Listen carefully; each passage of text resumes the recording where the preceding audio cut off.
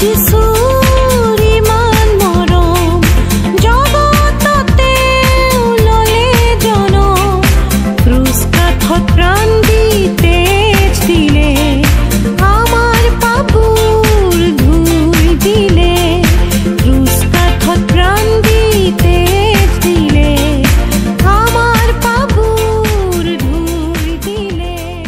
প্ৰভু যীশু খ্ৰীষ্টৰ সৰ্বশ্ৰেষ্ঠ নামত আপোনাক অভিবাদন জনাইছোঁ। পবিত্ৰ বাইবেলৰ জোহনে লিখা শুভবাৰ্তাৰ 13 অধ্যায়ৰ 31 পদত আমি এনেদৰে পঢ়োঁ।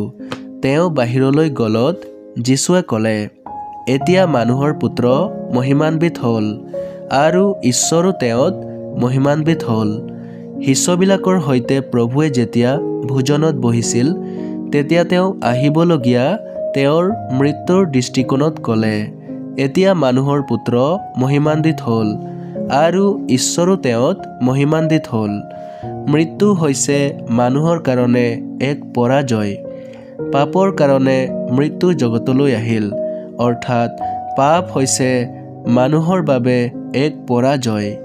পৰাজয় এই কাৰণে কিয়নো পাপৰ কাৰণে মানুহ অনন্তকালৰ বাবে পৃথক হৈ পৰে আৰু এই পৃথক হোৱাকে দ্বিতীয় মৃত্যু বুলিও কোৱা হয়। কিন্তু সম্পূৰ্ণ মানৱ জাতিৰ পাপৰ বোজা নিজৰ ওপৰত লৈ প্ৰভু যীশু খ্ৰীষ্টই ক্ৰুচত মানৱ জাতিৰ দণ্ড মৃত্যুক সহন কৰিলে আৰু মৃত অৱস্থাৰ পৰা তৃতীয় দিনা পুনৰ্জীৱিত হৈ মৃত্যু আৰু পাপৰ ওপৰত জয়ী হৈছে। নিজৰ মৃত্যু আৰু পুনৰুত্থানৰ জৰিয়তে তেওঁ পাপী মানুহৰ বাবে উদ্ধাৰ আৰু বিজয়ৰ কাৰণ হ'ল।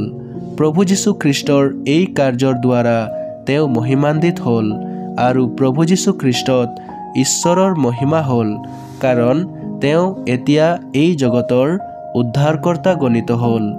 আপুনিও ঈশ্বৰৰ মহিমাক প্ৰভু যীশু খ্ৰীষ্টত দেখা পাব পাৰে। ঈশ্বৰৰ ওচৰত আমাৰ এই প্ৰাৰ্থনা।